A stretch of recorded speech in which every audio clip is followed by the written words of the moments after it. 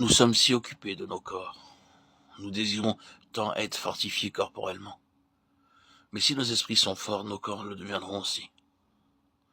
Notre corps ne doit pas porter notre esprit, mais c'est notre esprit qui doit dominer notre corps. Pour qu'il en soit ainsi, il faut que l'esprit soit fortifié par cette force toute puissante, en donnant à l'esprit une nourriture spirituelle. La parole de Dieu, voilà cette nourriture. Ces paroles sont esprit et vie. Lorsque l'esprit est fort, il assimile la nourriture spirituelle de la Bible, et notre esprit est nourri. Nous avons besoin d'un esprit vraiment fort, plus que d'un corps fort, et même plus que d'une forte intelligence. Notre intelligence sera fortifiée si nous possédons un esprit qui la vivifie, car c'est dans cet esprit que le Saint-Esprit demeure. C'est le sanctuaire de Dieu, c'est l'endroit où Dieu demeure, et il faut que la force de Dieu, toute puissante, entre dans notre esprit jusqu'à ce qu'il soit fortifié dans le Seigneur, dans sa force toute puissante. Avez-vous demandé à Dieu de fortifier votre esprit, Luc 1, 80, et vous servez-vous des moyens prescrits pour le fortifier? Comment? Non seulement par la nourriture, mais encore par l'exercice. Un esprit fort s'obtient par l'exercice.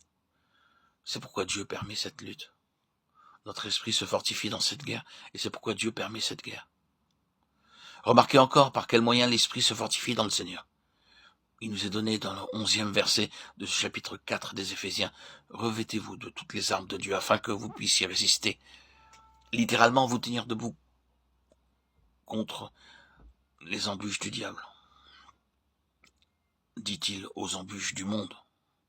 Non. Des gens? Non. Mais du diable.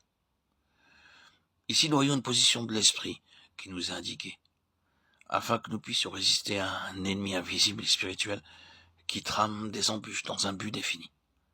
Ces embûches sont placées pour nous attirer hors de notre position.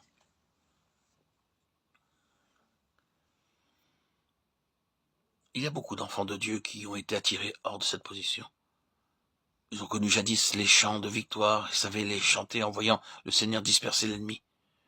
Mais les embûches se sont tramées autour d'eux et le chant de victoire s'est tu.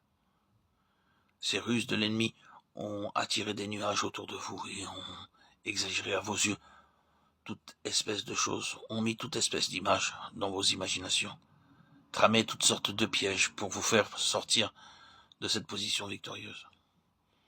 Avez-vous revêtu toute l'armure de Dieu pour résister dans cette position de votre esprit, dans le Seigneur, contre les embûches du diable? Disons ce qui suit, car ce n'est pas contre la chair et le sang que nous avons à combattre. Cette guerre ne se passe donc pas ici, sur terre, et nous ne devons pas marcher dans cette sphère céleste. Nous avons à combattre contre cet ennemi qui se cache derrière la chair et le sang. Éphésiens 6, 12. Enfants de Dieu, si vous voulez apprendre à attaquer l'ennemi qui se trouve derrière la chair et le sang, réclamant la victoire au nom du Seigneur Jésus, rien ne résistera devant votre offensive, ni devant votre chant de victoire au nom de Jésus.